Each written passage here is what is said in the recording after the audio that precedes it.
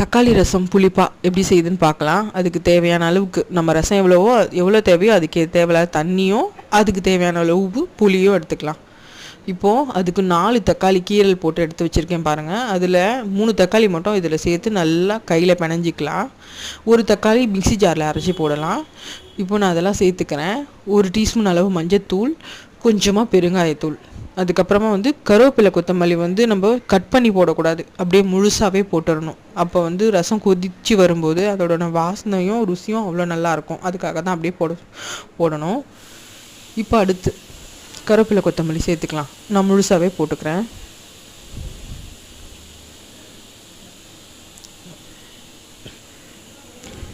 இங்கே காட்டுறேன் பாருங்கள், தண்டோடவே போட்டிருக்கேன்.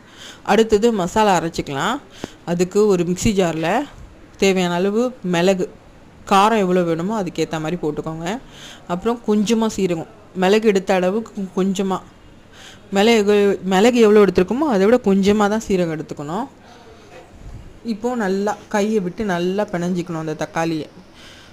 ஒருவேளை உங்களால் அது கையில் இது பண்ண முடியல அப்படின்னா மிக்சி ஜார்லேயும் போட்டு அரைச்சி எடுத்துக்கலாம். இப்போது அது மசாலா அரைச்சி காட்டுறேன் பாருங்கள்.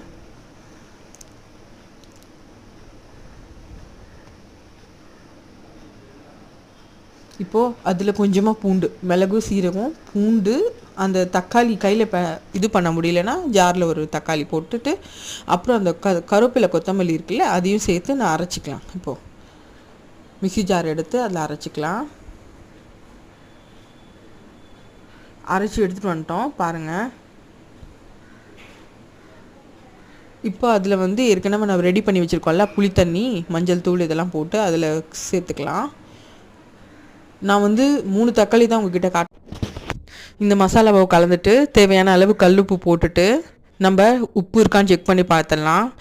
புளிப்பாக சாப்பிட்றவங்களுக்கு இந்த ரசத்தை வச்சு சாப்பிட்டிங்கன்னா ரொம்ப நல்லாயிருக்கும். அது இல்லாத ஜுரம் எதுவுமே சாப்பிட பிடிக்கல அப்படின்னா அது அவங்களுக்கு இந்த மாதிரி புளிப்பான ரசம் வச்சு கொடுத்தீங்கன்னா நல்லா டேஸ்ட்டாகவும் இருக்கும், விரும்பி சாப்பிடுவாங்க. அவங்களுக்கு இது செஞ்சு கொடுக்கலாம். அடுத்தது இது தாளிக்க பாருங்கள். கடாயில் கொஞ்சமாக எண்ணெய் ஊற்றி கொஞ்சமாக வெந்தயம், கடுகு, அதுக்கப்புறமா வரமிளகாய் இதெல்லாம் போட்டு தாளித்து இதில் சேர்த்துடலாம். ரசத்தில் சேர்த்து ஒரே ஒரு கொதி தான் அடுப்பில் ஏற்றி கொஞ்ச நேரம் தான் கொதிக்க விடணும். ஒரு கொதி வந்த உடனே இறக்கிடணும், இல்லைன்னா ரசம் கசப்பாயிடும். இந்த மாதிரி நம்ம செய்யும்போது ரசம் விரும்பி சாப்பிடுவாங்க, கேட்டு வாங்கி சாப்பிடுவாங்க. இது ஒரு தடவை வீட்டில் ட்ரை பண்ணி பாருங்கள். இது ட்ரை பண்ணி பார்த்துட்டு எனக்கு லைக் பண்ணுங்கள், ஷேர் பண்ணுங்கள் அண்ட் கமெண்ட் பண்ணுங்கள்.